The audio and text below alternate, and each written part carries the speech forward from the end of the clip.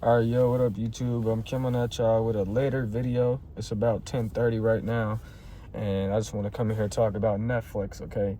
That pop that, I just saw on Netflix was crazy, okay? Not something that's expected to go up like this, okay? And it just goes to show sometimes you need to be buying the fear with quality companies, because it takes a news catalyst like that we just saw after hours for the stock just to start running. Okay, now Netflix has exited the deal of acquiring Warner Bros.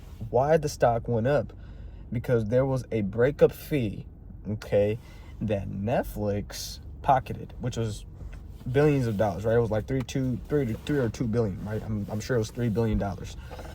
That breakup fee, obviously they're gonna have to pay taxes on it, whatever, but still they collected $1 billion just from trying to acquire Warner Bros. I think that is just a master class, from the management team. I understand that it was a very riskier. The stock was at $75. All of a sudden, they go up 9-10% like that, right?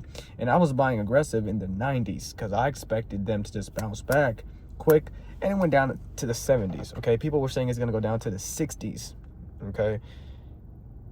My thing on Netflix is you cannot just time certain stocks to the T, right? If you do, cool, you might do it 1 time, 2 times, 3 times.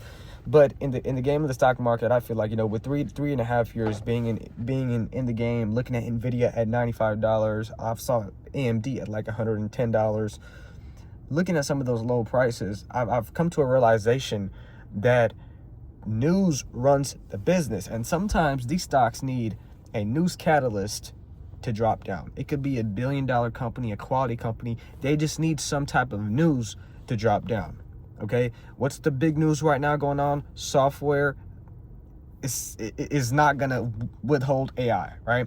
So when you have that, and then you got certain type of economic uncertainties, okay, in the world going on, then you got Netflix going through a controversial deal, the stock was gonna plummet down, obviously. Okay, and I wasn't surprised. I wasn't gonna be surprised if Netflix went down to 65. Was I just gonna hold it? Yeah, all day. I'm holding that all day because I know it is a quality company. They have over 300 million subscribers. That recurring revenue is just gonna keep increasing, and then they're trying to bring sports. That's where the real money is made, is sports, right? Live streaming boxing games, Ryan Garcia and the Tank Davis fight. Some of these things, right? You got to take away the Jake Paul fight. And I was just absorbing some of these things, and I was thinking, by the end of this year, the stock was going to have a pop like this. But we see that, right? And we got to realize you're still early to buy the stock, but you still got to be patient for $120, $125. This was just a glimpse. I've been buying Netflix in the 80s, in the 90s, right?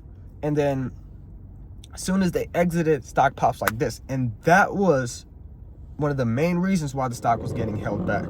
Okay, so just keep that in mind. I mean, you cannot, again, we're not on Wall Street. We're not in New York. We're retail investors. We don't have the insider information like some of the big dogs do. But, the best thing we can do is buy quality companies when they're cheap. The next stock I'm looking at to make a move like this is going to be Microsoft. I cannot put a time on it, right? But just know I'm buying Microsoft at these levels. I'm still in a loss in Netflix, despite the 10% boom. But I got the stock going to 130, right? Then I'm going to trim some, okay? And if they keep running, I'll trim some more, right? And then I'll look for a different buying opportunity. If not, I'll just let my shares cook. I like to trade stocks, but then I like to hold long-term. Netflix is one of those stocks in my long-term portfolio, but this is just a quick video to tell you guys, I'm still holding Netflix. I'm still holding Uber, okay? The companies that I buy quality companies, so just in case they go down 15, 20%, I could just look at my portfolio and be relaxed, go to sleep at night knowing, okay, whatever, they'll recover sooner or later. It's just a matter of patience, okay? This is just a glimpse of what Netflix can do. Keep that in mind, okay? Netflix trades like a big tech stock. They're a runner. Once they get some momentum, they're going to go 100, 105, 110. Next thing you know, 3 months from now, they're at 132, and those people who didn't buy at 75, 80, they're still waiting for, 66.99 is when I'll buy. I'll buy at 60.10. No. DCA, buy at fair prices, and you just gotta take some discounts on these quality companies. I mean, the next stock I'm really gonna buy a little bit more aggressively is Visa, Microsoft. I'm starting to see some momentum in Netflix. Uber needs a little bit more time. We need Uber above $86 till I see it start to go to that 100 range again, okay? This is just a video to let y'all know that I'm still holding Netflix. This is a very, very, very powerful move, but it's the start. I need Wall Street to come out, start buying it. I need some people on CNBC talking about Netflix. That is when I know, okay, Netflix is gonna start, we're gonna see another 6 to 8%, okay? I want them to start chasing it too. All right, thank you guys for watching. Like and subscribe.